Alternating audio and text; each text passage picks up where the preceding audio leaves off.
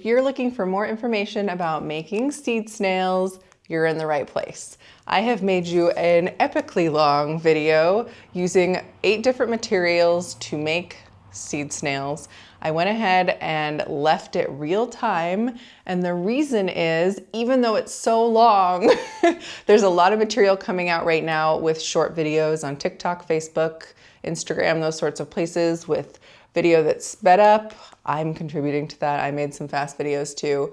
But I feel like there's plenty of those out there right now. I thought I would sort of respond to that and make a super slow version instead. So if that's not your thing, that's fine. I'll see you in the next video. But if you're looking to just sort of watch somebody make some snails, learn about the choices they're making so you can figure out your own strategies for making snails at your house, that's what we're going to do in this video.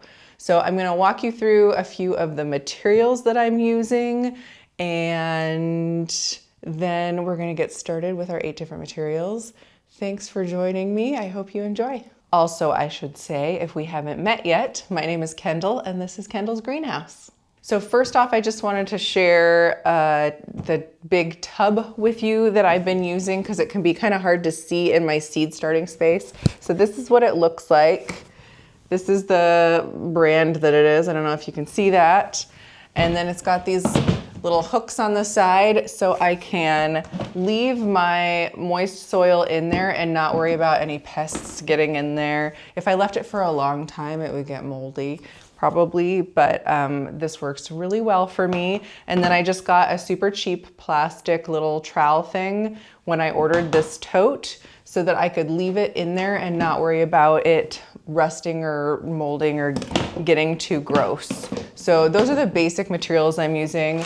And then of course, I'm using potting mix. You don't want to use soil. Soil is too dense. Soil meaning like dirt from your yard. Try not to do that if you can afford to buy a potting mix. If you're worried about pests in your house, you can use a seed starting mix, but I tend to only use a seed starting mix if I'm making a tiny snail like this. This is only like 3 inches tall because the seedlings have everything they need to grow up and get to about this stage. Can you see that? How they have their cotyledons and that's it. And then they're gonna start to need food to make their true leaves. I don't think any of the roots are coming out yet. So my plan for this is to pot it up relatively soon, or maybe pot it up to a larger seed snail like this, and then I will be using potting mix for this size. So if you're worried about having potting mix in your house, I totally get it, because bugs are really annoying and there's more risk of mold and things like that with potting mixes. So if you want to use a seed starting mix, try a tiny snail. And I have a video planned about making smaller ones in the near future, but I'm going to show you the big ones today. So use potting mix, don't use soil, so that the roots have a little more aeration to go down into your snail and have some drainage and all that sort of thing. I use vermiculite, you don't have to. I like it because it helps keep the fungus gnats from making a home in the top of the soil. And then I have always a spray bottle to settle in the top of the soil with the seeds. I have my outdoor frog tape. I don't know if you can see the label in there. This has been my favorite tape so far. It comes off of some materials and doesn't come off of other materials to up pot your snail and add more soil to it. But that's been working pretty well for me. Feel free to experiment. I've seen other people just using the blue tape and they seem fine with that. I like this because I feel like it withstands a little bit of wet on your fingers if you need to. And then my favorite material is actually the soil bags themselves, the potting mix bags. Right now. And my favorite material changes all the time. But after making this video with these 8 materials, I've come out with this one being my favorite right now. Let's get started. I'm gonna go through materials a little bit again so you can see what they look like in my space. And then we're gonna get started on all the different materials. It's long, feel free to skip ahead through chapters if one of them gets boring. I try to talk about a few different topics and maybe controversies with snails when I have the time in the middle of the chat because it's pretty long. But really the purpose of this video is just to show you in real time what it feels like to work through making a bunch of snails. I hope you enjoy. Thanks for joining me. Let's start by talking about our setup and materials here. I have a tote that I bought from a big box store and just a super cheap little plastic shovel here. And I have some potting mix. That's the sunshine mix. I believe I bought that at Home Depot. And that has a little bit of fertilizer in it. And it does have some larger particles, but I really don't like sifting soil if I can get away with it. So I did not sift this potting mix. I do pre-moisten it, as you just saw. My little station here is near a sink, so that's not too hard to do. And then that is the texture of it. It clumps together like a soil block. You don't want it quite as dripping wet as some soil blocks because we want some air to still be in the seed snail. We don't want it super duper compressed, but we do want it to be able to stick together and not fall out of the top and bottom of the snail roll. So now let's get started with our bubble mailer. That is this FedEx package that is upcycled. It was delivered to us. We opened it and it had this little extra piece here, so I'm just pulling that off from using it as a package earlier. And now I'm going to trim off the sides so that we can open it up and create a roll out of it. This is the first time I actually used this material, but I had my camera set up, so I filmed it for you, and I like how it turned out. I also like how sturdy this material is. It creates a seed roll that stands up nicely on its own, and so I decided to start with this one first because I feel like it's a really beginner-friendly roll in terms of how easy it is to cut and work with and get good results easily. So here I am folding it in half so that I can get 2 snail rolls out of it. And I'm just holding that left line with one hand, keeping it lined up, and cutting with my right hand. This would probably be easier if I wasn't trying to keep it on the camera the whole time, so maybe this will go faster for you than it did for me, but it was not too bad. And this roll is about 6 inches deep. Here I am noticing that I still have the sticky tape on the end of this material, and I'm going to orient my roll upside down in my container so that I can use that sticky tape at the end to keep it together. So here we jumped kind of quickly, but we're going to be looking at a lot of snails, so we can talk about the early setup later. But you can see I have the material lined up against the side of the tote, and I am just scooping up that pre-moistened potting mix, and I am settling it onto the top of the material. Now when I get the snail roll started here, like I said, this material is nice and stiff, so I don't have too many problems just getting it started, getting it to roll under nicely. Some of the other materials you'll notice in the future, they get kind of stuck or trickier at the beginning. So I'm just going to continue scooping my potting soil mix on here, trying to keep the thickness of it the same for the whole snail, and that way each of my rolls will have the same thickness when you look at the top of it, which you will see in just a moment.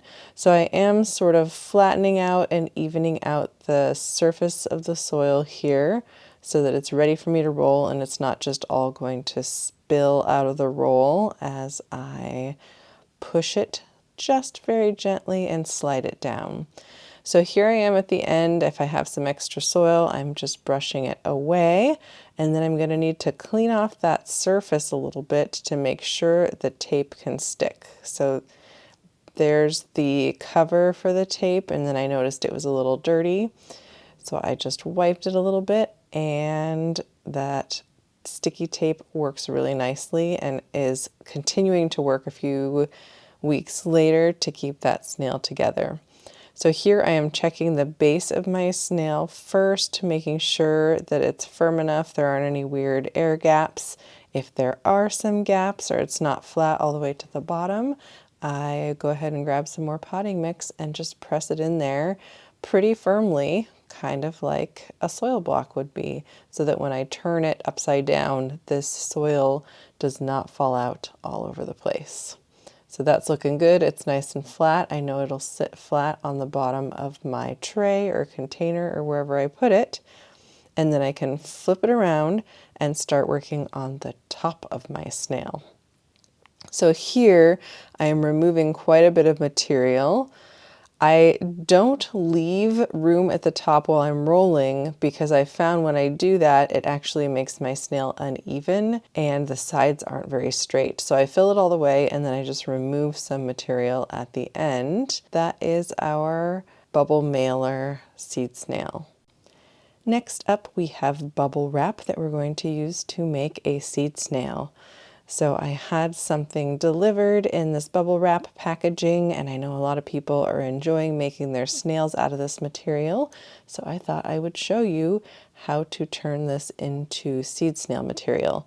You can see that I'm just cutting the sides. That's going to be kind of a common theme with a lot of these packaging materials, because I am looking for long strips that I can use to roll up the soil. I've cut the bottom and the top, and I can now open it up, and I will go ahead and cut this in half because I don't need a seed snail that is this deep. That is a little extreme and it might fall over. So I'm getting ready to cut this in half. I'm going to do it very similarly to how I cut the FedEx package.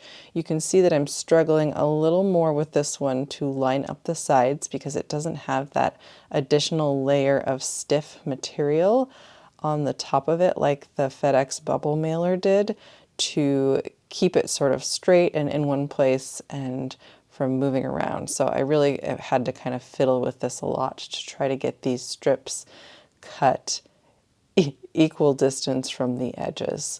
This ended up just working the best. I'm also kind of trying to keep this within the view of the camera for you, which made it a little awkward, but this is one way that you could cut your bubble wrap if you have a similar package to this one. It worked out pretty well. These were even enough to make a seed snail roll. So next up, I'm going to measure it for you just because I was curious how long these were. I want to say they're around 3 feet, maybe a little less. Let's see if I can get a good hold of it here. It ends up being just over 30 inches long, each of these snails. That's a pretty perfect size for rolling a seed snail. And they're about 6 inches deep, although it looks like I didn't measure that for you.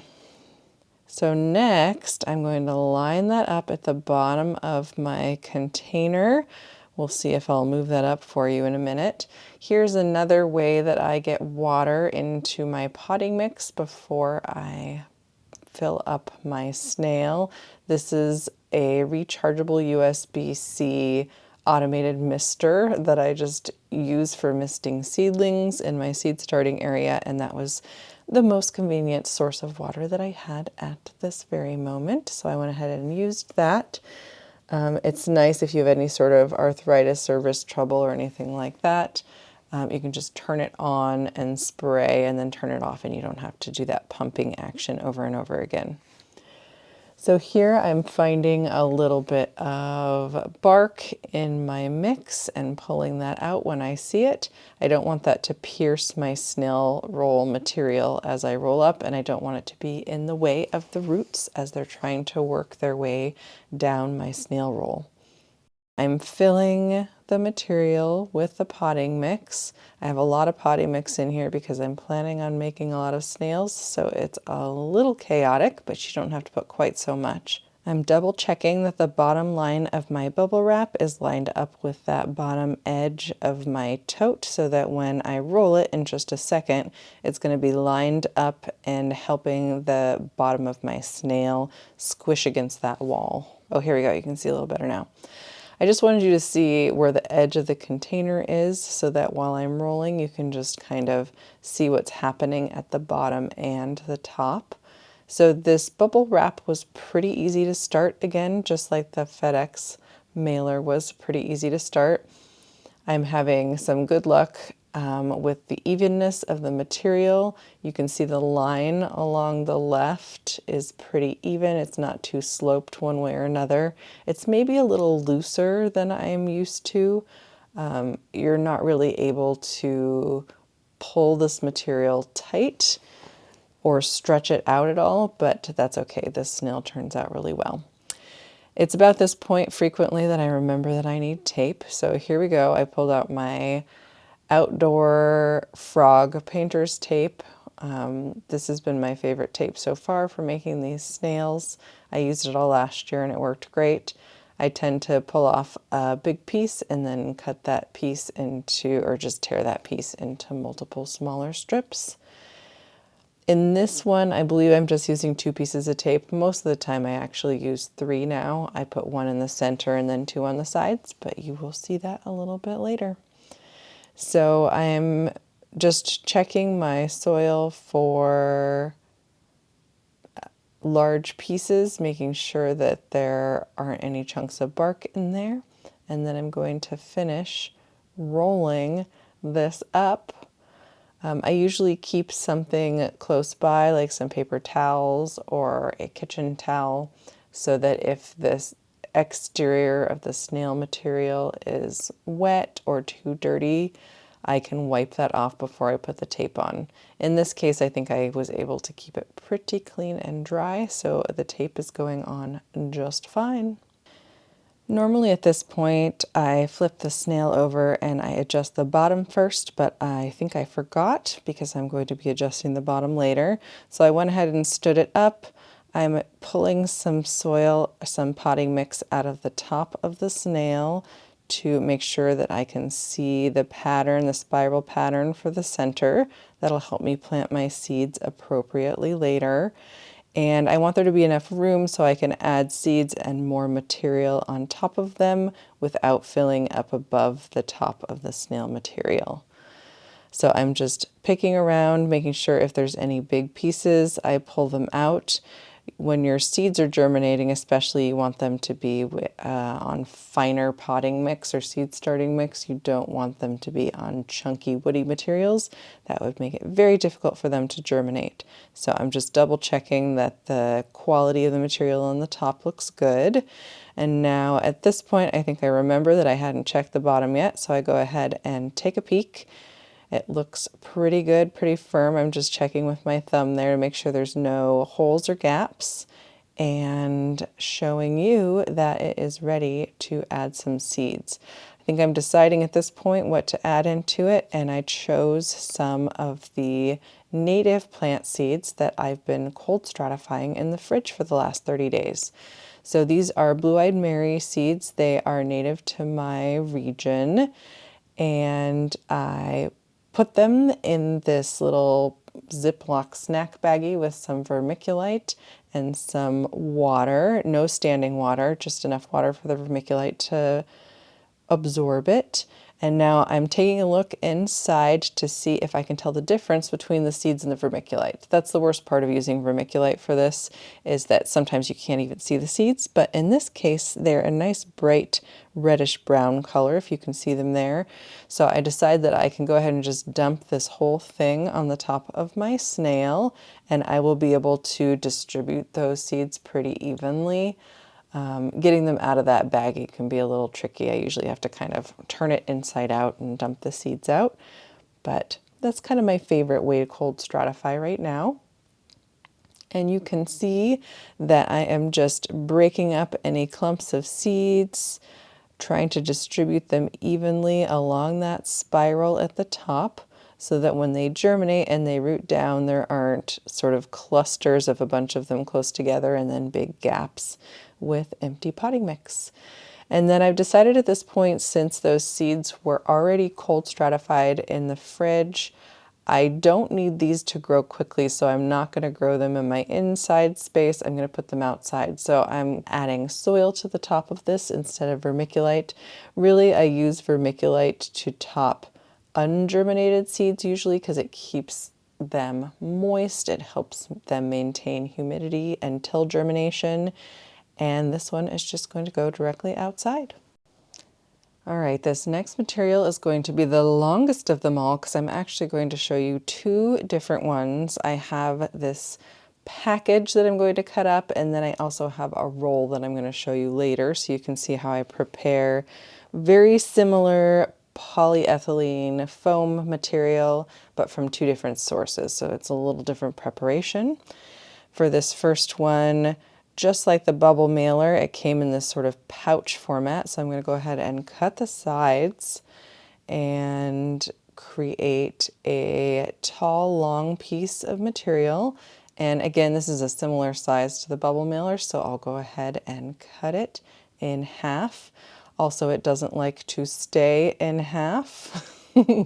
I'm not able to crease it and keep it in place or anything, so I'm thinking through how I'm going to cut this as evenly as possible down the center without having a flat surface set up for myself, because I am getting ready to show you and I have the camera set up here. Later I realized that I could just put the top on top of my tote and keep the area cleaner for cutting these things, but apparently I had not figured that out yet. So I'm trying to cut this in the air, which is pretty awkward. So hopefully if you have foam, you're able to have a little bit more room and a clean area to cut it, which will make this a little easier for you. This works though. I'm able to finally sort of pinch it and get it staying together, and just cutting a little bit at a time and sort of scooting my hand down. I'll cut that bottom of it and then the top of it and scoot until I have two long strips of material. I did in another video where I made snails with this polyethylene foam. I was calling it polythene foam because I couldn't actually figure out what this packing material was made out of. But some viewers have written in and I've done some more research, and I'm pretty sure that it's just called polyethylene, and you can search for that on Amazon or on a big box store, or you can look in your own deliveries to just see if you already have some that you can cut up and get to be a close enough size for making a seed snail. So here I looked at which side was the flattest, and I put the flattest, straightest side along the bottom of my container. And then I'm picking out any bark that I see out of my potting mix, just like in the other snails. And I'm going to go ahead and add potting mix. Oh wait, I remembered that I need some water. Make sure that this is moist enough. Since I'm only spraying with this little sprayer, I'm kind of only getting the surface of the soil moist, so I'm going to go ahead and do it for this roll as well. I love these sprayers. If you don't have one, I highly recommend it. The chard seems to work for a long time. Really, the main problem I have with it is that getting the button to press down, I have to kind of hold it for a couple seconds before it starts going. I don't know if that's just this particular brand or if that's a common problem for these misters, but I still think it's worth it, and I use them all the time. So here we go, getting started filling this snail. Same as usual, I'm sort of scooping away from the material and just layering up on top. I am looking to see if the depth of the potting soil is even across, and then I'm picking through the material for any big chunks, because like I said, I do not like sifting it, and I would rather just sit here and feel it and find any chunks and remove them by hand. I found in the past when I have this barrier of having to sift potting mix or soil before I use it, I end up just not wanting to do it and not getting started because it's too big of a barrier for me. So my first part of this roll is ready to go. You can see that this material is a little more floppy than the bubble mailer, but still pretty stiff and pretty easy to get a good start. So I'm rolling it, and then I can just scoot it down in my tote. And oh, I remembered that I need tape again. I try to do tape at this point because the snail is stable in the container and not rolling around. It's stable against that wall. But once I fill it and start rolling again, I would have to scoot it all the way back over to the wall to get it stable and then get tape out. So I might as well do it right now because it is stabilized against that left wall. Just making sure my soil is moist enough so that I can press it together. I'm also breaking up some large chunks of perlite that I see in this mix. It really does have pretty big chunks. I was surprised to learn that you can just squish the perlite between your fingers and it'll break up. So it's not the most robust rock or hard material. It just kind of collapses a little bit like sand. Oh, there's a big chunk I found. So just feeling this, adding it to the top, leaving a little bit of room at the end to tape it together, and I'm ready to roll. I really like this material. It's stiff enough to stand up straight, but it's also flexible enough that I can kind of pull it tight just a little bit while I'm rolling. I think this is Farida Sober's favorite material. I feel like I see her creating seed snails a lot using this material. I don't know if it's just a common shipping material in the UK where she is, or if it's just her favorite, so she saves it and maybe even uses it, reuses it from one year to the next.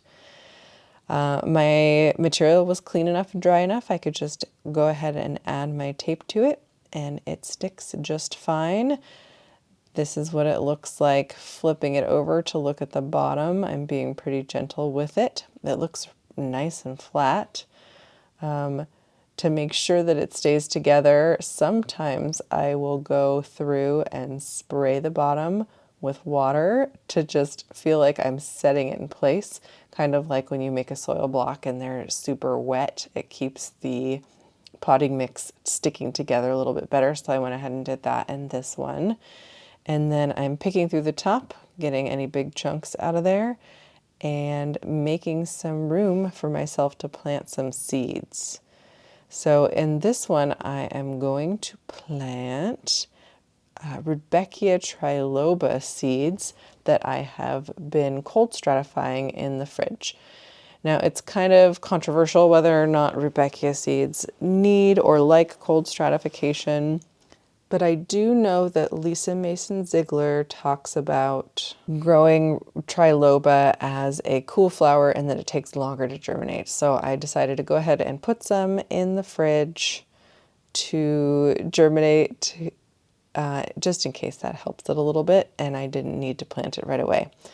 Now, this is a little bit of a weird one because I had planted some of this triloba and then I decided it was too thick on top of the soil, so I pulled some of the seeds off of it and I just put them on top of a moist paper towel in this little snack baggie in the fridge. So this looks much more dirty than these paper towels normally do when you're cold stratifying seeds with this method, but it worked perfectly fine and the seeds are growing just fine. And so I'm glad I pulled some of them off and went ahead and cold stratified them. You can also see, well, maybe I'll hold it up for you, that some of these even germinated and started growing in the fridge. I'm not sure if that's because I had that soil or that potting mix on there for them, or if they really liked the cold stratification and were moist and started to germinate and liked those conditions because they are hardy annuals. Either way, I'm having to now pick them off of this paper towel because the roots have grown into the paper towel a little bit. It's good I kind of caught them at this point. It would have been better if I'd done it earlier, but too much later and roots can grow into the paper towel material. And then as you're trying to remove them, it can break the root off, and then your seedling is really not very viable at that point. depending on how much of the root you break. If you break it, sometimes that's just it. It's just kind of dead. So try not to let it sprout and root into your paper towel. If that happens, it's happened to me before. Sometimes I will just actually plant the paper towel on the surface of a pot that's bigger. I wouldn't put it in a seed snail. I have also seen people just tear the paper towel or the toilet paper, whatever their roots have grown into, and plant the seeds that way. And a lot of times the roots just grow through the paper material and they don't mind because it just sort of disintegrates. So there's a lot of things you can do. Try not to get too frustrated. If you break the roots and kill the plant, it's really not a big deal because you have a bunch of seeds that you've germinated and plenty of them to plant. So I'm trying to decide here how fussy I'm going to be about getting every single one of these. This is not my favorite thing to do. I don't like doing these finicky little detail-oriented tasks of moving seedlings, but I didn't want to waste them. I do want a whole bunch of Rudbeckia in my garden this year. You'll see that this is not the only Rudbeckia that I will be planting in snails because I just want a lot of varieties, hardy annuals, and perennial versions of Rudbeckia in my garden this year. So I'm just going to finish pulling them off of this paper towel. You can tell how long this is taking. I think I even removed some of this footage because it just took me so long to do this, but I'm happy I did it now because I'm getting my little baby seedlings and they are adorable. So here I'm finishing up. You can just see the rest of the paper towel is kind of covered in that potting mix that was left over from me pulling the seeds out earlier. And none of the other seeds that I've cold stratified have soil in them like this. Now I did do a test last year where I tested a bunch of different media for germinating seeds. One of them was soil, paper towels, all sorts of things. There are my little baby seedlings on there. And they germinate in soil just about the same, or not soil, they germinate in potting mix just about the same as vermiculite. So it kind of doesn't really make a difference whether or not you are putting it in potting mix, putting it in vermiculite, putting it on a paper towel. I just end up using vermiculite a lot because that I find that the easiest to work with and the quickest when I'm doing a bunch of different seeds to cold stratify. Now I know I'm going to put this snail directly outside, so I am topping it with the potting mix again. Sometimes I do potting mix and vermiculite. Sometimes I just do potting mix. It just depends on the day and what I feel like.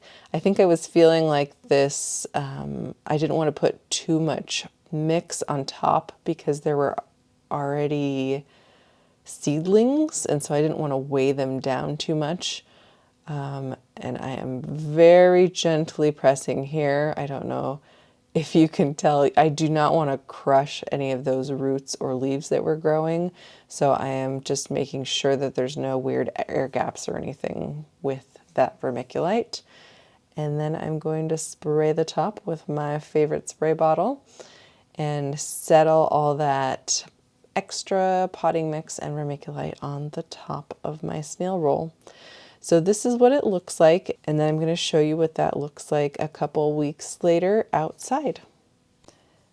Now we're getting to part B of this foam, packing foam, polyethylene foam section. You can see that I have this big roll of foam that I just bought from Amazon that people use for packaging. I did do some shopping around to find a roll that doesn't have perforations. I think a lot of people use this material to put between plates when they're moving, and so a lot of times you'll find that it has perforations every 12 inches or so. I don't want that because I don't want to give all these weak spots in my snail where it could tear. And so I just searched around for a little bit until I found one that didn't have any perforations. So I used this quite a bit last year for my snails. It worked really well. And here you can see me cutting in half This roll is about somewhere between 11 and 12 inches. So when I cut it in half, I get snails that are 5.5 to 6 inches tall or deep, however you want to say that. And that seems to be a pretty good size for being deeper than a lot of other containers, except for maybe like extreme deep root containers, but also still manageable when it's rolled up so that it's not tipping over too much.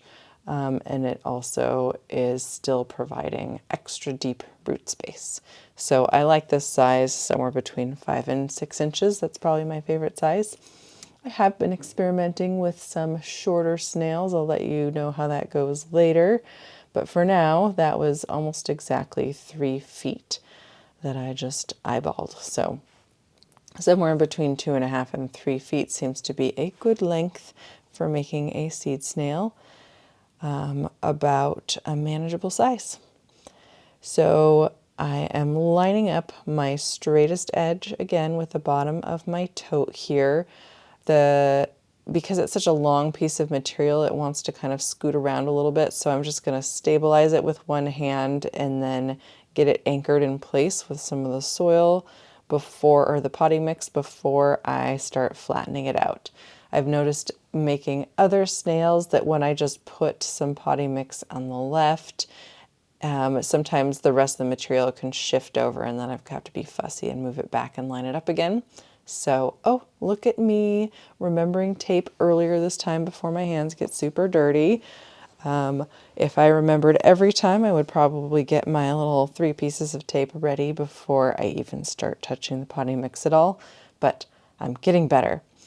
So I went ahead and set up my tape, and now I am firming the potting mix down, and I'm going to start on the left, and you can see how I'm looking for something against my fingers for an even amount of soil sort of pressing against them there so I can have a nice rounded center to my snail. Now people have different opinions about how much soil or potting mix they want in the middle of their snail.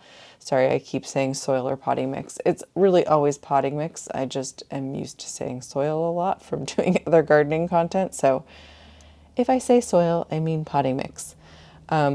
So getting started with the snail is one of the trickiest things, and I have just kind of gotten used to the feeling of the way I like to start it, and that's one of those things that you should just get started trying it so that you can get a feeling for the beginning. Honestly, the beginning you can start over and over again. So if you get it started, you don't like it, just unroll it and do it again so that you can get a lot of practice starting the beginning of your snails and sort of get that out of the way, get good at that fast, because that can be a little bit of a bottleneck, trying to get that first roll tucked in and straight. So my roll's looking really good. The sides are really straight. They're not angled up or down. And here it must have been a little bit wet because I am wiping the side of that to dry it off and get ready for my tape. So I like to start in the center a lot of times to sort of stabilize everything, and then I'll add a piece on the top and the bottom. If you're going to be opening and closing your seed snail, maybe don't put so much tape on it. Most of the time I don't open and close these a lot, so I'm not too worried about that. Here I'm noticing that the end of that roll I didn't have quite as much potting mix as I would have liked, so I'm just grabbing some and filling it in. I'm making sure that it doesn't bow out in the center of my snail because I want it to sit as flat as possible onto whatever surface I put it on in case I want to bottom water. So I'm just patting that down, making sure it's firmed in and is not going to fall out all over the place and is nice and flat. So that looks good. It's heavy. My arm's probably getting tired at this point. It's hard to hold those things upside down for a long period of time when they're big like this. And now I'm going to fuss around with the top like I always do. I'm just redistributing some of that mix around, and then once I feel like I have any holes filled, I am removing a little bit of it. So I think I'm deciding at this point what I'm going to put in it. If I was going to put large seeds, I would probably pull out a little bit more potting mix, knowing that I need to top a large seed with more like 1/4 of an inch, 1/2 an inch of soil, something like sweet peas or squash or something like that. I would want to leave a little bit more gap, but on this one, I'm going to put, oh, I don't remember. What seeds am I going to put on there? Let's see if, oh yeah, another native seed that I cold stratified called Western cold coneflower. I think that's the common name for it. It's Rudbeckia occidentalis. And I cold stratified these also for 30 days because that was the recommended amount. And then I am just going to dump these out on the top of my snail. You might have seen there that my favorite place to tuck the plant tag is at the very end of the snail roll, right where the tape begins. It seems to stick there nicely and it doesn't get in the way of the seedlings. I usually turn these bags inside out and try to pull as much of the vermiculite and seeds off of them as possible. This is kind of not the most elegant process because my hands are wet. Oh, I'm holding this up so you can actually see the seeds. A lot of them get stuck onto the bag here. So I don't know, maybe if I filled these bags with water and kind of sloshed them around, that might be a solution to this problem. And then I could sort of just dump that water on top of whatever tray or snail I'm using. I might try that next time. I was really having a lot of trouble picking all of those seeds out of the Ziploc bag and getting them onto my snail in this instance. I'm just going to do my best and then give up at some point. You did see that those seeds are pretty big, so I'm able to differentiate between the vermiculite and the seeds. So in that case, I just dump them out. And then when I'm adjusting the top of the snail, I can kind of look at the seeds, make sure they're lined up along the spiral, and just like the previous packing foam snail, make sure they're not all clumped together. So this is going to take me a little while, but not quite as long as the last one because I don't have to pick all those individual rooted seedlings out of the paper towel.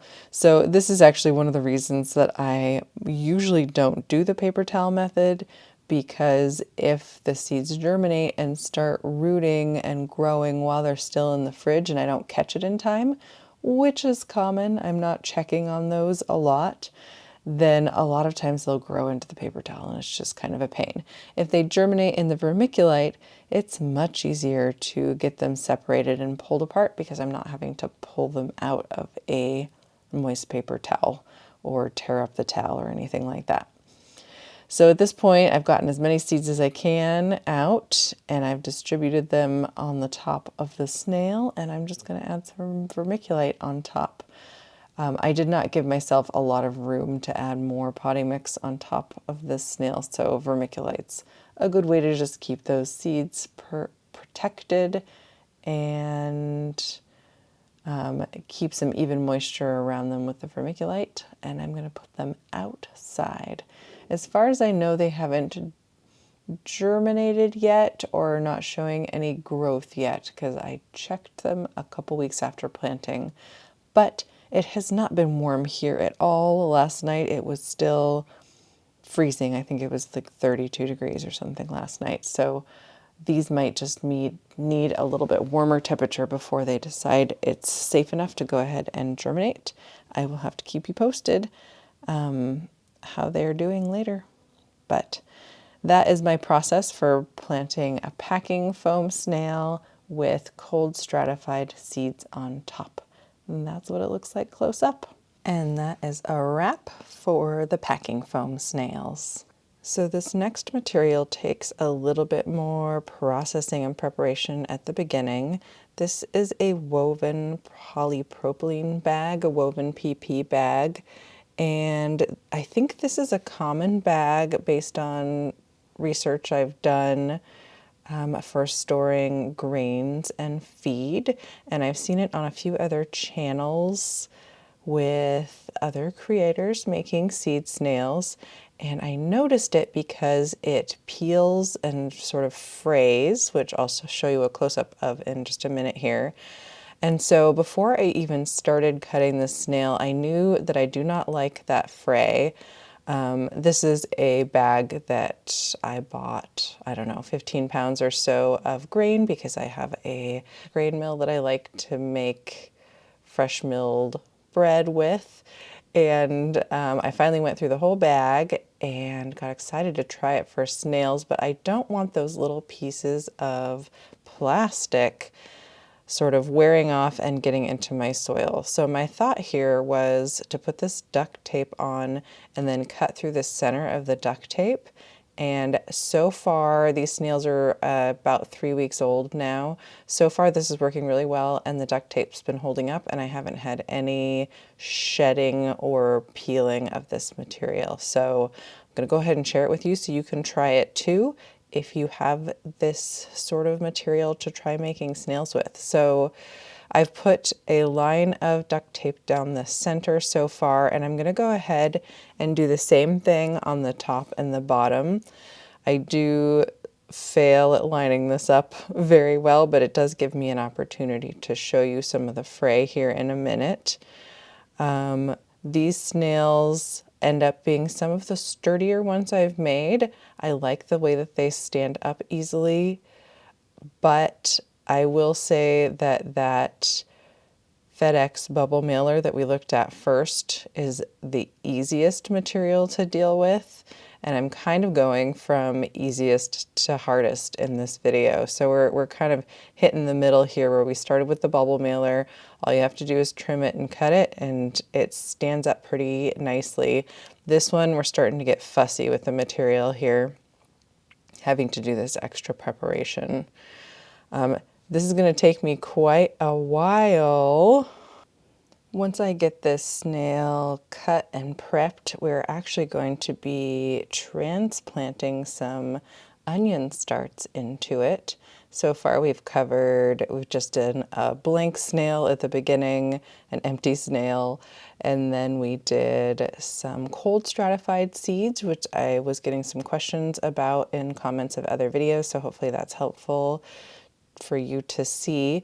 And then this one is going to be transplanting some seeds that I started just in a little 5x5 flat, and they definitely do not have enough root space, and so I'm potting them up to a snail so it can grow down and up and have a much deeper root space. It's only February at this point, and technically my last frost is probably somewhere between the middle of March and the middle of April. So onions are fine to be outside. And in fact, this snail with onions in it has been outside for the last month. It's barely moved. It looks pretty much exactly the same as when I potted it up in this video, but they're doing just fine, sitting outside waiting for warmer weather to come. So here you're going to see that I missed this little section with the tape, and it is fraying a little bit. And then I realized I also had not opened this bag all the way because I don't like cutting this material, so I had just cut the string when I opened it to dump the grain out, and now I had to cut all the string all the way up so that I didn't fray the material further. So here we are in the last cut, and you can see how if I hadn't put that tape on there, the whole top of this bag would look like that, and then it would just gradually deteriorate over time. At this point, I was having some trouble with the duct tape, so I just reached for this painter's tape to patch up that section, and it's fine. I have not done a lot of experimenting to see if I could just use painter's tape, if that would be good enough. I figure the duct tape will last, so I could use this material for a few seasons. This painter's tape tends to be kind of a one-season use sort of tape, where if you need things to, if you need to be able to remove the tape, that's a good one to use. But duct tape, I think this should get me through a couple of seasons, which would be really nice before I have to get rid of this material. So we're almost done with the top here, and then we're going to cut through the middle. Since we have a little bit of time here while I'm working on just preparing the material, I want to address some of the concerns that Ashley has brought up in her recent video.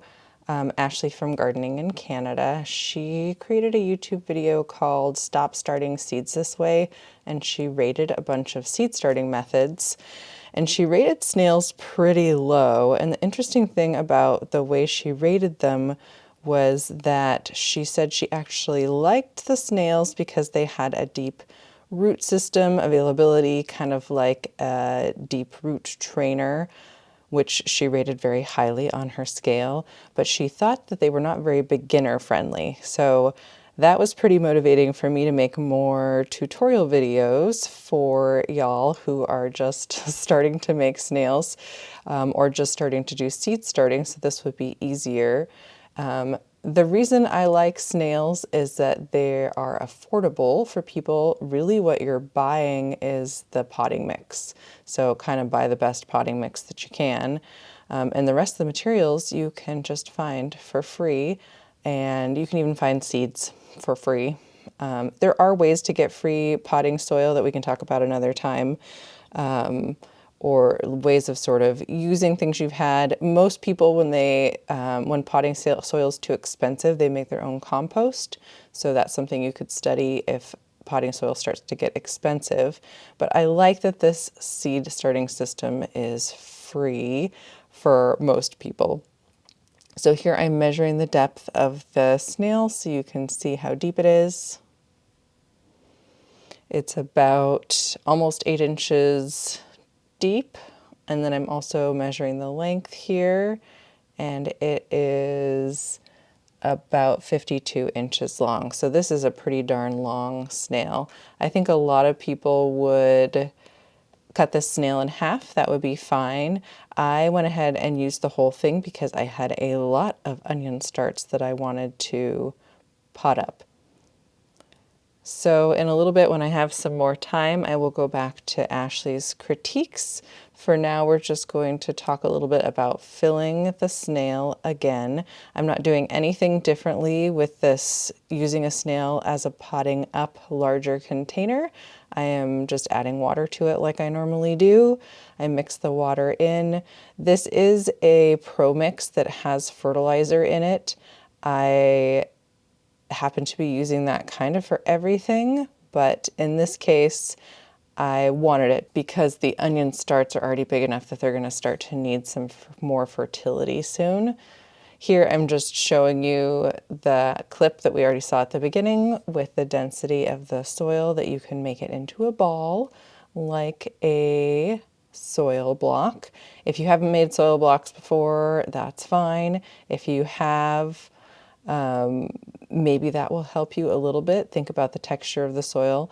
A lot of these things with seed starting, you really just want to start doing it so you can start to get a feel for the amount of moisture, if something has too many pieces in it, if it has too many big chunks and it's not working well, that sort of thing. So I actually remembered this time to rip my tape first before my hands got super messy. I always get really excited when I remember to do that. Otherwise, I get toward the end and I start thinking, oh, I don't have any tape ready. So finally, we get to see our alliums here. I don't actually know what kind of onions these are. They're most likely leeks or just like green onions because I grow those the most. So they probably don't need to be started this early, but I wanted to start a few anyway because it's always good to have some of those for just salads and finishing foods. So I'm just taking a look at very, very densely planted seeds. I wonder if I was trying to plant these seeds as microgreens maybe. I think I saw somebody doing that you just plant them really densely and harvest them, but then I ended up using them for this project. So here I am opening this clever little tool for helping with seed starting. It's called the Diby XL. This channel that produces this tool is offline right now. They're called the Spoken Garden or something like that, but their website's still up. Their Etsy is closed down right now, so hopefully they'll show back up soon if you want to find one of these, that they'll be accessible again, but that just helps get these tiny seedlings loosened up. A lot of people just use a pencil or a chopstick for this sort of thing. Traditionally, that's called pricking out, when you pull out just kind of one seedling at a time from a container and up pot it to another size container. So I set that aside for now, and we're just filling our snail. I'm filling it not super thick because I'm going to add a little layer on top of the onion roots again. So I'm basically trying to cover up all of the white. That's what I'm looking for. So if there's any white showing, I just put a small layer on top of it. It looks like I might be leaving actually the tip of it showing. The reason I'm doing that is so I know how deeply I am planting each of these little transplants. So I'll give you a few opportunities here to sort of look at the amount of roots that these onions have right now. And then I am just going to be spending a long time planting these. This kind of takes forever. I would say I don't particularly enjoy this part. It gets kind of boring by the time I get to the end of the snail, and you'll see that I kind of get less careful by the end. This is a pretty finicky process. I don't know, I'm trying to think if I would recommend doing this. I think if you run out of room for having your onions inside and you need more time, or anything that you've planted you run out of room, this is a great solution. It is kind of time consuming, but honestly, potting anything up into cells, like pricking them out and moving them individually like this, it's going to take a lot of time, whether you're doing it in a snail or you're doing it in a cell tray or individual pots. So might as well do it in a snail because the total footprint of the snail is going to be a lot smaller than putting it into a bunch of individual pots. That's why I decided to do it that way here. So there's going to be a lot of repetition here. Mostly what I'm paying attention to is where the seedling is in relation to the top of my snail. I have done this a few times before, and I have accidentally put them too close to the top of the material, and then when I roll it, it kind of pushes the soil up a little bit and it pushes the seedlings out, and you really can't do anything about that. If you push them out, you can't really shove them back deeper into the snail. But if they're a little bit lower, you can kind of fuss around with the soil at the top and maybe remove a little bit if they're a little deep, or just leave them planted a little bit lower in the snail and have some extra material on the top. And that is a better problem to have to deal with. So that's kind of what I'm opting for here. I don't know if you can really see where the green begins and the roots begin at this angle, but they're about an inch below the top of that material or so. And then I'm just taking a little bit of soil and putting it on top of the roots and getting my roll started. So just like the other rolls, this is the most important part, is getting that, or maybe not most important, but most tricky part is getting that first lip tucked in and tight without any big air gaps, making sure the soil is sort of evenly filled from top to bottom. Especially with these taller snails, you want that to be as even as possible. And I'm just taking my time, rolling slowly, and adjusting any seedlings that look like they're going to get buried too deep or are too high up, and I'm just scooting those over. This is one of the reasons I wanted to do this real-time video for you, because when this is sped up, it seems like, oh, this is no big deal. She did that in 2 seconds. But this process actually is kind of fussy and takes a long time. So now you can live through that again with me as we do that here. So you'll see that there's kind of a white gap at the bottom there. That's what I'm looking for. I want that to be covered up with just a thin layer of soil for this snail. When I'm doing onions, they don't need as much room width-wise as other plants. I think the next snail we're going to look at is going to have a wider root system, we're going to transplant some more, and up pot some more flowers. So I'm going to make that one a little bit thicker.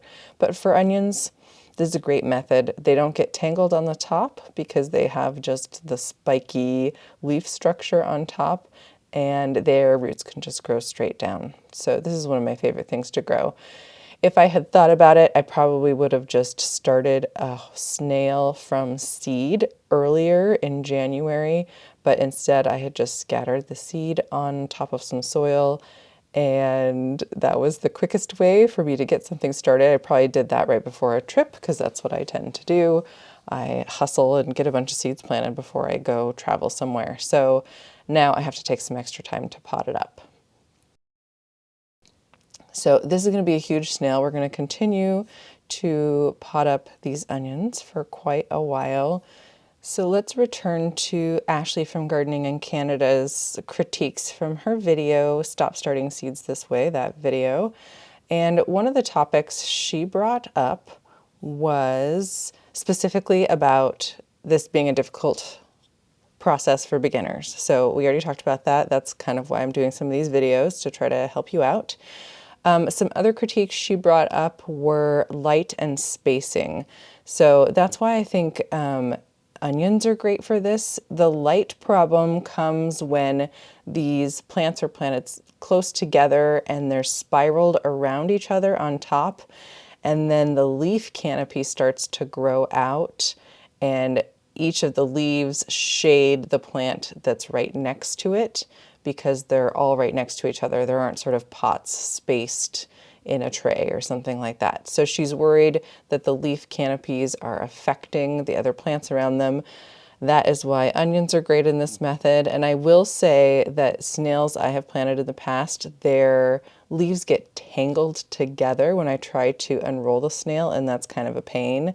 So there is sort of a point that you learn just by making them where you think, okay, I probably should have potted this up faster or earlier than I did now. Another option I've seen people do is they open up the snail and they remove every other plant to give it more room, and then they either plant those out in the garden, they share them with people, they up pot them into other pots, they separate them into a new snail. And so if you're doing some of that separating and thinning out as your plants grow, the light access becomes less of a problem. So that could be a little bit of a solution. The spacing issue that she brought up, I've noticed Farida Sober has been talking about that on her Instagram lately, just saying that she doesn't worry about spacing and it's no big deal. And again, I think that's because she's a pro and she's been making seed snails for a long time, and she just sort of knows when they need to be thinned out or up potted or add more soil to make them thicker so they have more room and that sort of thing. So this is a problem with all seed starting. It's not specifically a snail problem. Whether paying attention to when seedlings run out of room, run out of light, run out of soil space, run out of space next to each other, and that you just need to learn how to watch them and pay attention for when they're ready to go up into the next pot size. That is a skill that you have to learn no matter what seed starting method you choose. So I don't see that as a problem specific to snails. I can see how the canopy thing on top and light access can be a problem, but none of my snails have ever seemed to struggle from lack of light. They just get tangled up.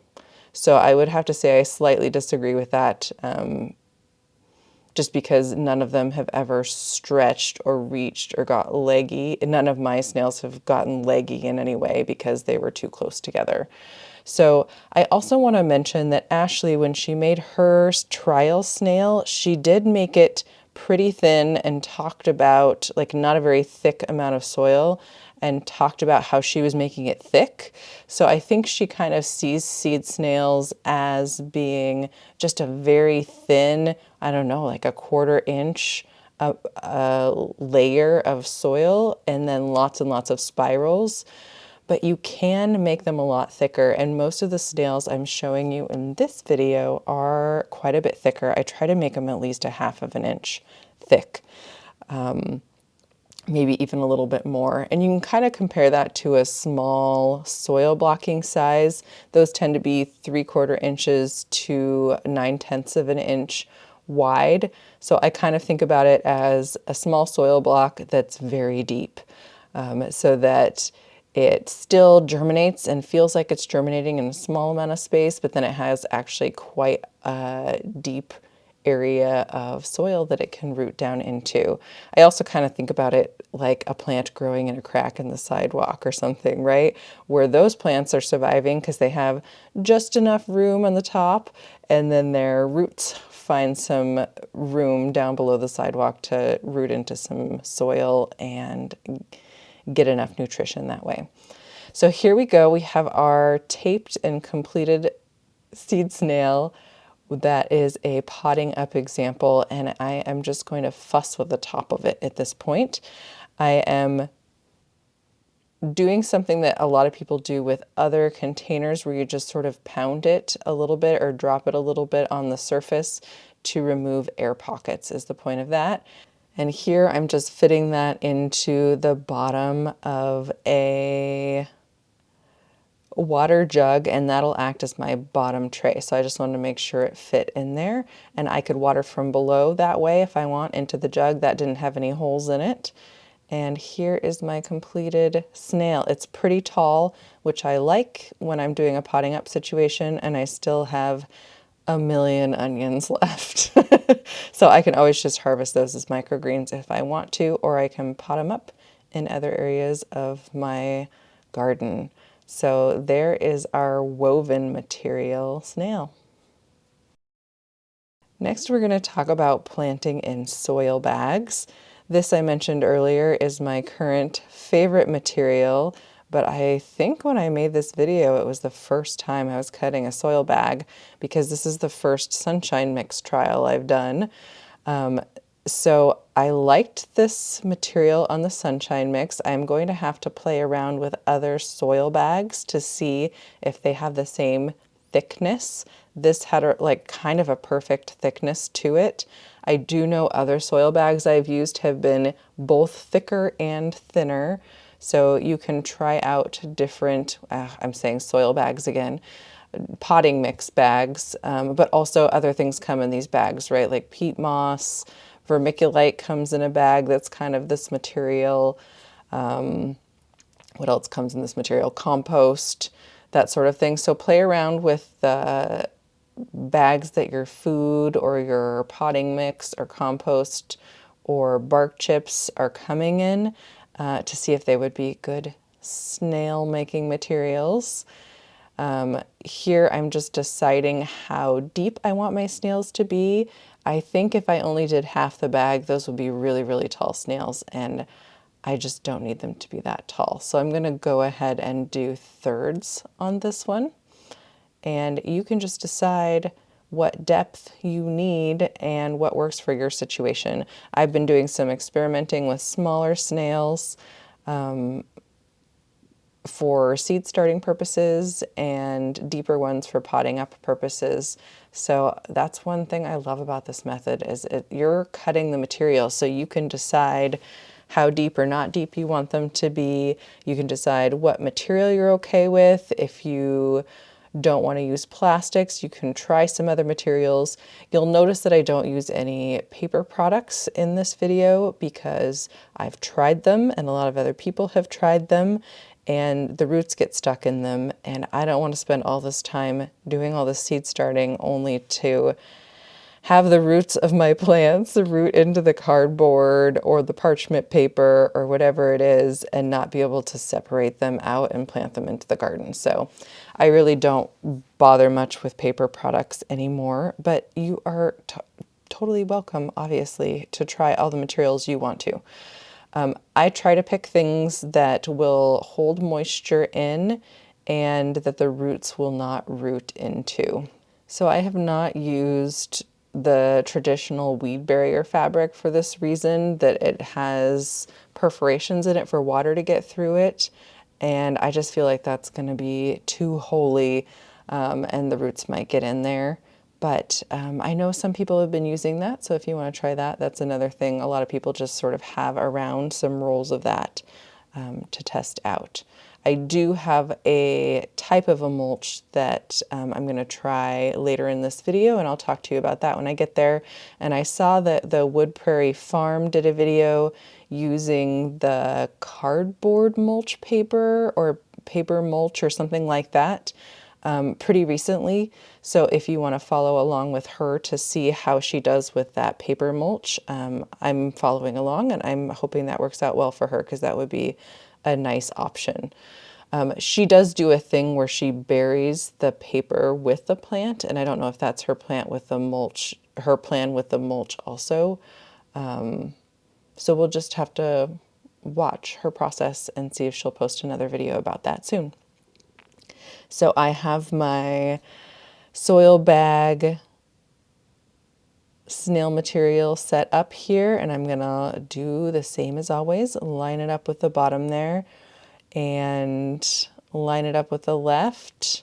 I'm gonna get the soil moist, the potting mix moist, and I am going to start to fill it up. I really don't think this is going to be enough potting mix. I don't know if I add more here or I add more later, but I'm going to get the tape ready, and I'm going to do the same thing I always do, except there's something different in this video.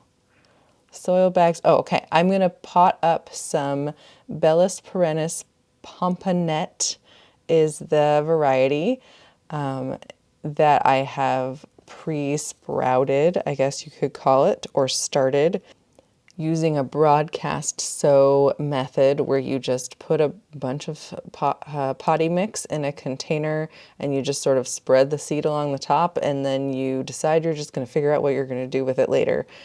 I have a tendency to do this because seed starting has a lot of steps for me, and when I think about all the steps, sometimes I get overwhelmed and I don't get started. And so in order for me to get started, I do little things like I start soaking the seeds, so then I have to do something, otherwise the seeds go bad.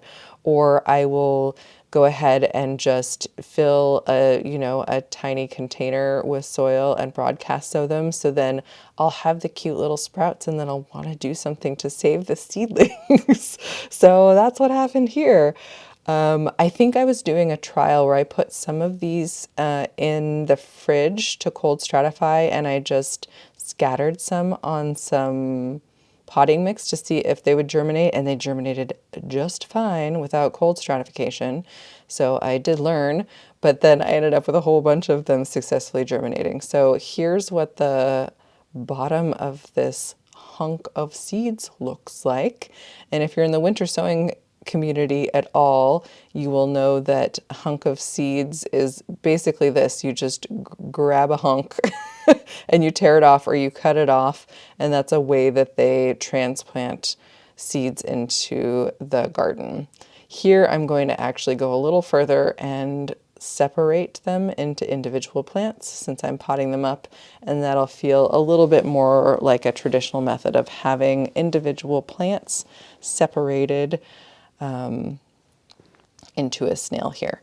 So I have the hunk on one side, and I'm just going to go through just like I did with the onions earlier and pull out one at a time. So when you're pulling one seedling out like this, the winter sowing community calls this the taffy method, I think because the roots are sort of entangled, and when you pull them apart, it kind of is like stretching taffy. So that's what the seedlings look like there. And it's fine. These roots, it's controversial how sensitive baby plant roots are. I think touching the roots and pulling things apart by the roots is better than pulling them apart by the leaf, which is a common method when you're pricking out. You hold on to a cotyledon leaf if you can to stabilize it. And the worst of all would be if you grab onto the stem, which is kind of everybody's tendency because they think the stem is stronger. But if you break that main stem in the middle of the plant, it's basically dead. There are very few plants that can come back from that main stem being broken. So I'm just trying to get you a good view of the roots here. So holding onto a leaf or just holding the plants by the roots is the best way to go for the safety of your baby little seedling. So these are pretty much at a perfect point to pot up. They have enough roots that I don't feel like I'm just pulling apart some super sensitive little baby seedlings, but they're not so root bound that I'm having to cut them with a knife or something like that. So I like up potting them at this point. Pretty easy to pull them apart, as you can see there. So I'm just going to arrange all of these things at about an inch from the top of my snail, just like we were doing with the onions earlier. And once I get all the roots set down, I do cover them with a layer of potting mix. The reason I'm covering them, I don't think I talked about this earlier, the reason I'm covering them with a little more potting mix is that the actual material of the snail as it rolls would be touching the roots as I roll it. And I'm trying to prevent that. I would like there to be potting mix contacting the root on all sides if possible. So here I am sprinkling that. And that means as I roll it up and it turns into that spiral, and each layer of the plastic bag that I'm using here is touching the potting mix on the other side, it's not going to be directly touching the roots. So I also checked the bottom of the snail there just to make sure I have an even amount of potting mix on the top and bottom. Looks like I needed to add a little more to fill in the bottom because I want that straight line on the left as I roll. So as we start to use thinner and thinner materials here, that first roll gets a little bit more difficult, but I'm noticing that the top is a little thinner right there, so I added a little more soil. And you'll also notice that I have to go a lot slower as I roll up these transplanted potted up snails, just so I can kind of fuss with all the seedlings as I go. It's not super slow, and like I said before, it's not any slower than having to pot up any seedlings any other method. Potting up is just very time consuming. And most of the time I actually would say I prefer doing it in a snail versus filling other pots. I think it doesn't use quite as much potting mix, and it definitely doesn't take up as much room in my space. As soon as the weather starts to get warmer, kind of in March, I will have more space because I'll start to be able to use my greenhouse a little bit more. It'll be warmer out there, but right now I'm still doing most things in my house, in my basement studio, and I'm not using the greenhouse space much yet. So as we work on potting up more of these Bellis perennis, we can talk about another issue that Ashley brought up in her video, and that was root tangling. This is a good time to do that since we're literally looking at plant roots right now. Root tangling is an issue with all seed starting methods. So we're always trying to prevent root circling, which I think snails are great for preventing root circling. Root tangling is going to happen if you plant your plants too close together in the snails, but that would be true for any seed starting method. There are probably some plants that would hate to have their roots messed with in any way, so any seed starting in a container and then trying to transplant outside will not make them happy. In that case, snails are probably not going to make them happy either, because it is a seed starting strategy, right? This is a seed starting container that we're using here. So if you try to put things in a snail that don't like being transplanted, you're going to get probably similar results to planting them in any other container. So I don't think there's more root tangling in a snail than there are other methods. I think there's less root tangling. So that one's a little confusing to me why she's worried about that. Maybe it's because a lot of people plant their plants really close together in this snail and they're not doing thinning. In any germination of seed starting method at the germination stage, there's usually thinning. If you oversow, if you sow really thickly to make sure you get good germination, then you need to thin them out. You can either do that by taking them out and potting them up or over into another container, or you can cut them off. You've seen people do that, I'm sure, in other seed starting videos, snails are the same way. They can get overcrowded and tangled. I think they're less likely to get tangled because they have all this soil to grow down into and root into, and they don't have to root over into each other on the side. So even though she thinks that that might be a problem, I think it's less likely a problem with this seed starting container than other seed starting containers. That's my opinion on that one. What else did she talk about? She talked about moisture management, saying the amount of potting mix in there or seed starting mix in there is too thin and that the soil can dry out earlier. So I do want to address that when she made her snail in her video last year, her example snail, she used seed starting mix. She did not use potting mix. And her argument for using that was that seed starting mix retains more moisture and that moisture was going to be an issue because of how deep these snails are. So the problem with using seed starting mix is there isn't any fertility in there to feed the plants as they get bigger. And there isn't a lot of drainage in seed starting mix. It tends to hold on to a lot of moisture. So then you can actually get the opposite problem where it's too wet and you get some mold. I've seen a couple of short videos show up lately. Somebody was planting sweet peas or peas and they opened up their snail and it was moldy. And I think that was this problem. They were using too dense of a mix without enough perlite or drainage in it, and their seeds got moldy. So she was thinking that it was going to dry out too fast. You can only use seed starting mix, not potting soil, according to her. But I have to say, I'm pretty sure that was her only snail she's ever made. She used wax paper, she used seed starting mix, and she never showed us the results. So I'm not sure how far she got in actually taking care of that snail. So even though she's a soil expert, I would have to say that just only using seed starting mix was a little bit of a miss for her because it's making her sort of make this assumption that the soil is going to dry out too quickly. The first thing you can do to prevent that is just to do a thicker layer of potting mix. Ironically, right here, I ran out of potting mix and I am now putting cocoa coir in my seed snail. I didn't even remember that I did this and I happen to be talking about this right now. So I figure better finish the snail and pop more things up than just leave the end of this one empty and the only thing I had was cocoa coir. So you can see the drastic difference in color here between the left, which is the Sunshine Pro Mix, and the right, which is that more reddish color. That is 100% cocoa coir.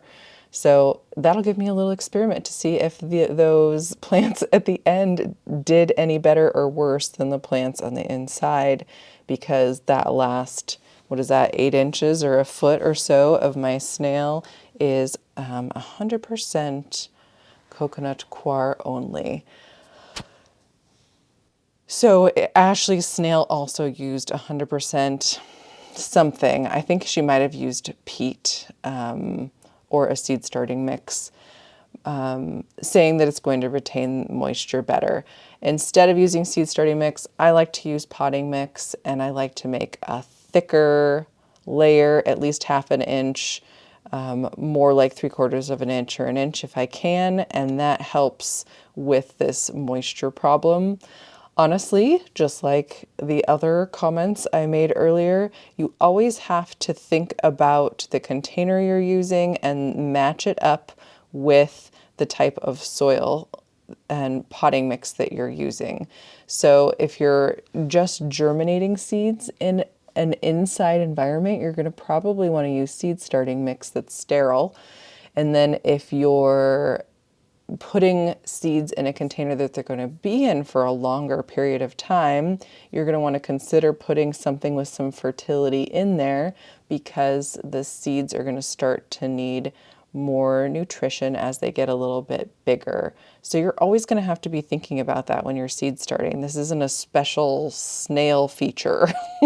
You always have to be matching up your seed starting or potting mix. They call that category generally growing medium. You always have to match up your growing medium with your container, thinking about how long your seeds and your seedlings will be in that container. So that's what we're talking about here. I think potting mix is smart because kind of the point of making these big snails is that your plants can be in here for a long time. Now, the biggest struggle with that is if you're keeping them in an inside space. Potting mix, because it has compost and more fertility in it, can be a bigger attractor of pests, or it can already have pest eggs in there. Sometimes these things even have weed seeds in them. Hopefully, if you're getting a good quality one, you don't deal with that. So then you're going to have to think about if you are okay with having potting mix in your seed starting space and risking getting some fungus gnats or some other pests like that. And I will say I have gotten some pests this year, and it's probably because I'm using this potting mix inside. So think about that, do some research about that, and that's my, I guess, a soapbox about the moisture levels of what sort of seed starting mix you're using in your snails.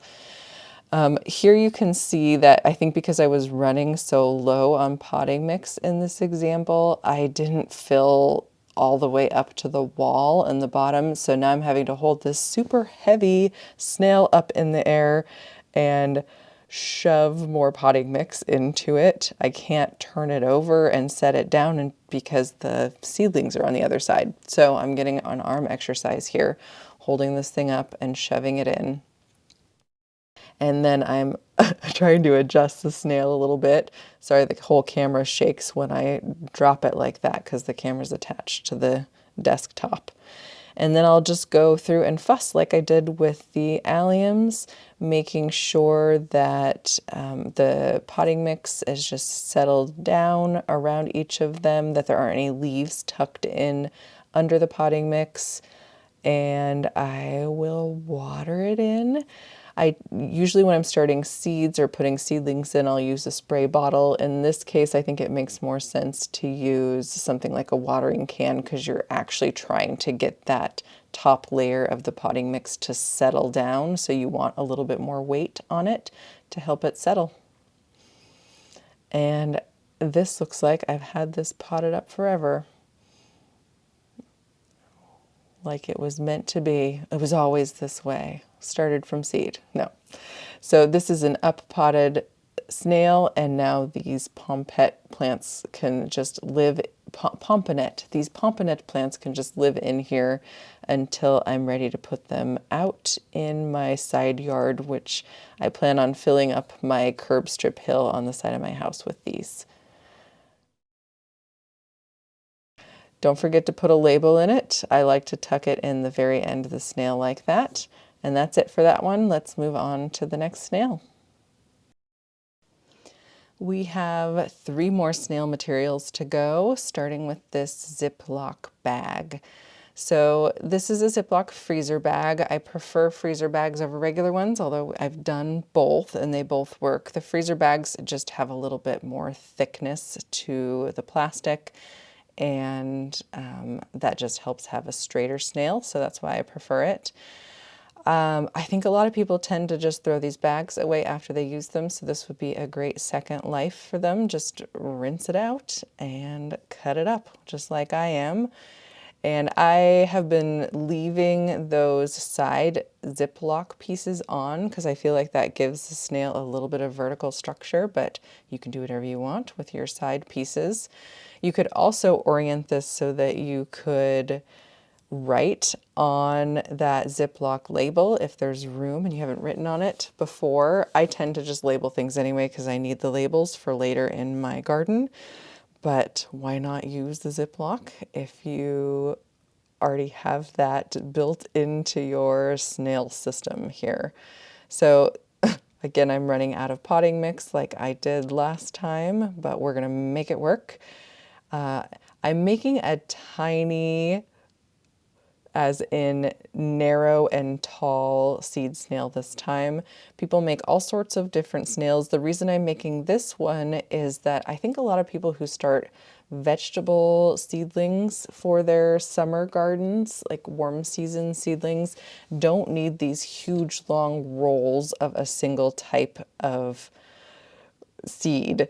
And then it can be hard to keep track of multiple different types of seeds within one snail. And so a friend of mine did snails for the first time last year, and she said she had a hard time keeping track with the larger snails of what she'd planted where.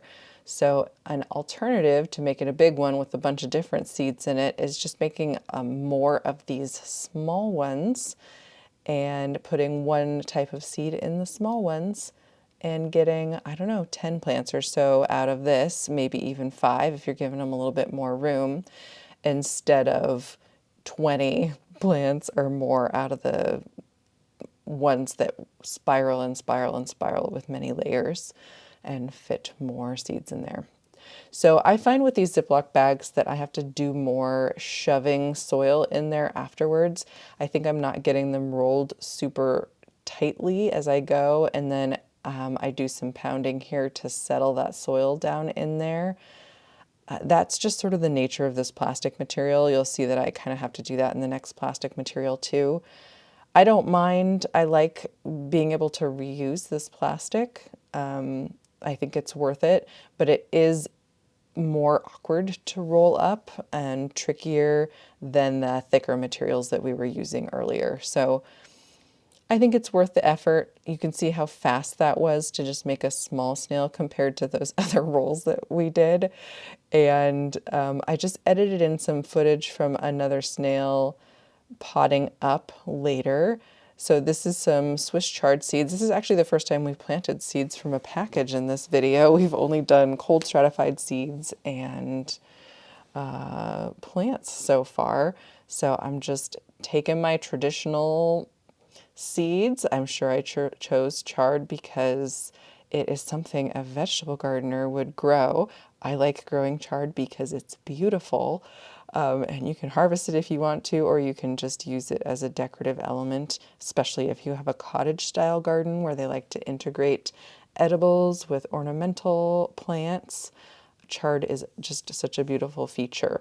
And I just got back from the Northwest Flower and Garden Festival, and one of the displays there was an edible garden, and she had gorgeous deep red chard as a big part of her display there. So highly recommended if you hadn't grown it yet.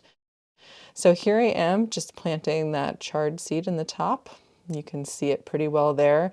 I left about a ½ inch on the top of my snail because I know chard seed's pretty big, and that means it needs to be covered with a little bit more soil than those super small perennial seeds, things like, I don't know, flax, or all I can think of are seeds like flax or sesame right now, but oh, like foxgloves are super tiny, that sort of thing.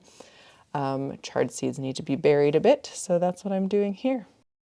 Next up, we are talking about other plastic bags. Technically, this is, I think, a Ziploc bag, but this came in a Thrive order that I got. It's a thinner plastic, and so I was just kind of using this, making the distinction between a thicker Ziploc bag plastic and another type of plastic food sort of material that you might come across.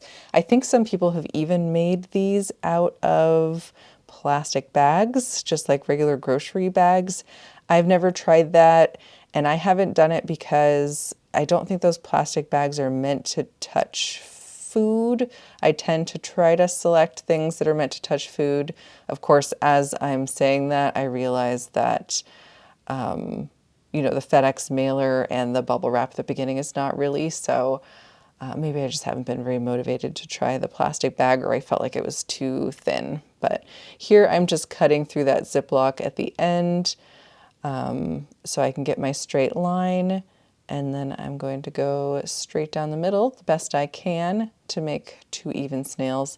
It really doesn't matter that they're even. What matters is that I'm getting as straight of a line as possible so that I can get a nice flat bottom to my snail. That's always what I'm concerned about, so that I can set it on a flat surface, a flat 10 by 12 tray or something like that, and then I can bottom water it later if I want to.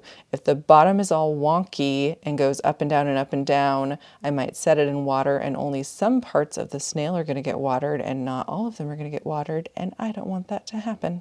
I want it to be as even as possible. So that starts at the construction stage here. So if you haven't thought about it before, we are constructing a container to grow seeds in. That's essentially what you're doing when you're making a snail roll like this. I'm just using upcycled materials and repurposing them into a seed starting container. They're sort of like modules because when you make the spirals, you're creating a delineation between layers and you're making a module kind of on two sides and then it's kind of open on two sides, right? So it's not quite like putting it in a cell container where they have like 72 cells or something on a tray, but it is more like having a cell than just broadcast sowing your seeds on top of a container and hoping for the best. So it's kind of a hybrid that you can plant into, and I like that about it. So here we go, trying to roll our plastic, and I'm starting my roll. I'm feeling that it has an even amount from top to bottom, and if it doesn't, I'm fussing with it and I'm adding more soil right here at the beginning to make sure that it is as even as possible. And you can see how the plastic is kind of a little loose by my thumbs as I'm rolling. That annoys me. I don't really like that feeling. I like it when it's tighter or firmer, but I was just holding the snail at the beginning of this video, and I did a good job rolling it. It's very firm now, and it has seedlings that are already growing into it, and it's not falling apart. It's working just fine. So even though this felt kind of loose while I was rolling it, it turned out great. So maybe don't worry about that too much, but you should just get started making your snails and get the feel of it, and try out a couple different materials so you know what kind works the best for you. I had never done the soil bags before I did this video for you, and those are currently my favorite. So I'm glad that I spent some time figuring out different materials that I have access to and what I like to work with, because if this process is more enjoyable, it's going to be easier, it's going to go faster, and I'm just going to find more joy in it, which is kind of the point. So I like to check the bottom first. My new strategy, I've made quite a few snails since this video, is as soon as I lift them up, I actually press the top and the bottom, and then I start fussing with the bottom, and that just kind of prevents this loose soil that I'm messing with now from falling out of the top of my seed snail. It helps more of it stay in. So with this plastic bag, I'm definitely having to stomp it down a little bit more.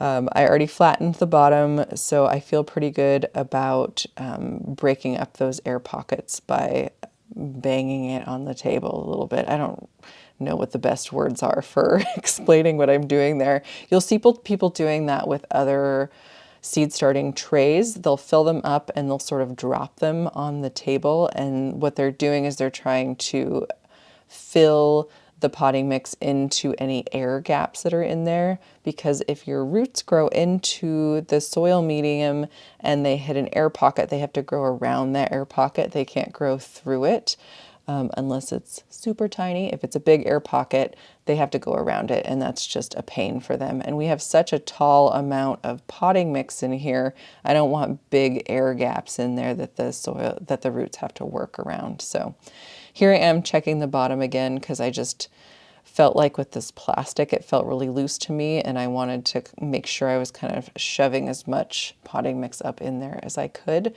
but it's looking pretty firm. And like I said, I tested it and it's pretty firm today still. I was able to hold it. Oh, I'm going to even make sure it's firm by putting more water on it. I don't know if I did that on any other ones yet, but I think maybe my mix had dried out a little bit here, and that's one way that you can help the bottom of your snail stay together a little bit better. So I like the look of this, definitely more finicky than some of the other materials, but worth it if you have extra plastic sitting around. And at this point, this was after I was done with everything and I decided I needed to seed some of these. So the top snail is that FedEx mailer that we made at the very beginning, number 1, and then the bottom snail is the one we just made. So it looks like I'm putting some Rudbeckia seeds into that top snail, Sahara, and we're going to put some Dianthus into this other snail roll that we just made. Dianthus is a cool flower, a hardy annual, so that means I can germinate it. I will germinate it inside and then I will move it out into the cool weather. So that's why this one's already living out in my greenhouse, because it germinated very well and it wants to grow out in cooler temperatures now. So I'm just starting pinching my seeds at the beginning or end of the snail, and I just spiral my way around, sort of rubbing my fingertips together and releasing those seeds as I go. And that's how they're planted up. These are both very small seeds. The Rudbeckia is a little bigger, but they're basically surface sown. So I'm going to go ahead and put some vermiculite on top because light can work its way around the vermiculite. And that's great for helping settle in tiny seeds like this. I plant a lot of tiny seeds because I'm more of an ornamental gardener. And so this is my favorite strategy for making sure they get good contact with the soil. They stay moist. Vermiculite holds water. And helps to hold it at the surface while you're germinating seedlings. And then I'm using some improvisational tops, and there's a little cloche I found. And oh, I'm going to show you some results here. So there is the germination of our FedEx Rudbeckia container and the plastic container I just started with the Dianthus. So they are looking great. The final material we're going to talk about is BioMulch. So this one's a little weird. Let me show you first this video of a snail I planted in this mulch last year. This has been sitting outside all winter and it's still staying together pretty well. So I did a trial of this last year so I would know if it would work before I shared it with you. I was searching all over the place for a material that is less plasticky, because a lot of people don't want to use so much plastic in their garden, and I really don't like using paper. And so I found this BioMulch from, you can see the sign there, Gardener's Workshop. That's Lisa Mason Ziegler uses that on her flower farm. And I thought that this might work really well for snails because this particular kind of mulch is not water permeable. That means you put it on top of the bed and you kind of cut holes in it, and that's the only way the water gets in. She actually puts her watering system underneath this mulch and then puts the mulch on top to try to keep the weeds out. Other mulch fabrics tend to be water permeable so that the water can get in underneath the mulch. So I thought this would be a great candidate. It is biodegradable. She just chops this stuff up and leaves it in her garden and it composts into the garden. So the thought was if this can stay together well enough, this would make a great snail material. Well, it does stay together well enough to work for one season. As you could see at the beginning there, the problem is that this stuff is so thin. So what I'm doing here is trying to figure out how to get a straight line. This was my best solution for getting a straight line on the top and the bottom, because as soon as you cut a line, that first line when we start a new package, it's so nice and straight. All the rest of them are going to be wonky, and I really like having a straight line at the bottom of my snail roll so that the water can wick up evenly. So the solution is rolling it up and then cutting straight pieces off the edges here. This is the best I could do. If anyone thinks of other ideas about how to deal with this very thin, finicky material, I would love to hear your ideas.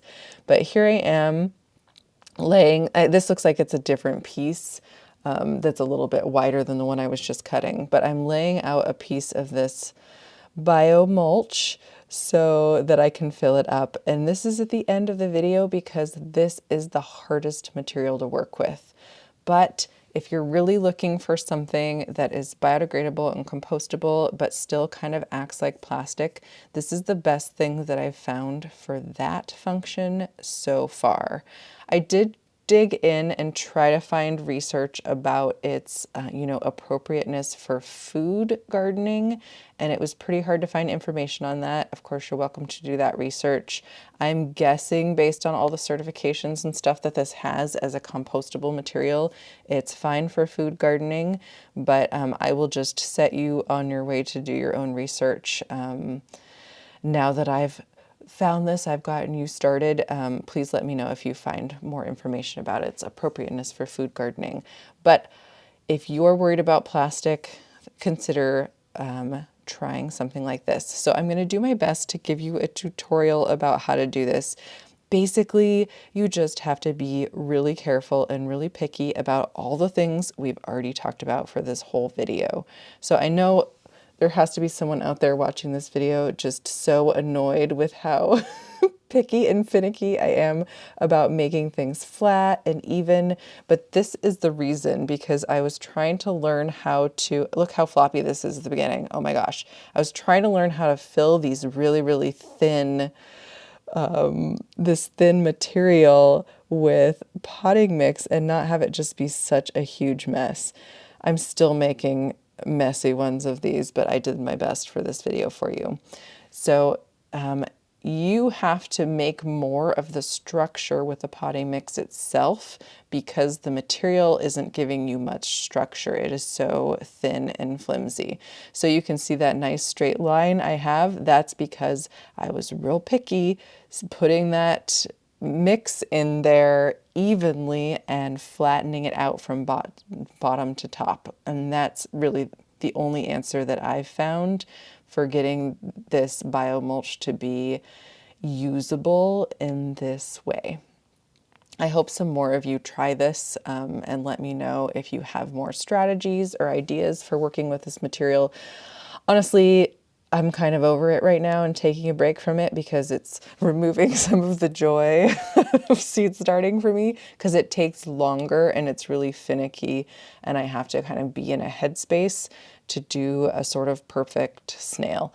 Now, if I was doing more food gardening, I probably would be using more of these because I would be thinking more about plastics and soil and all those things. But because so much of the gardening I do is flowers and ornamental things, I am less concerned about plastic in my garden, and I like the idea of upcycling materials and them getting a second life, because that is another thing that's important.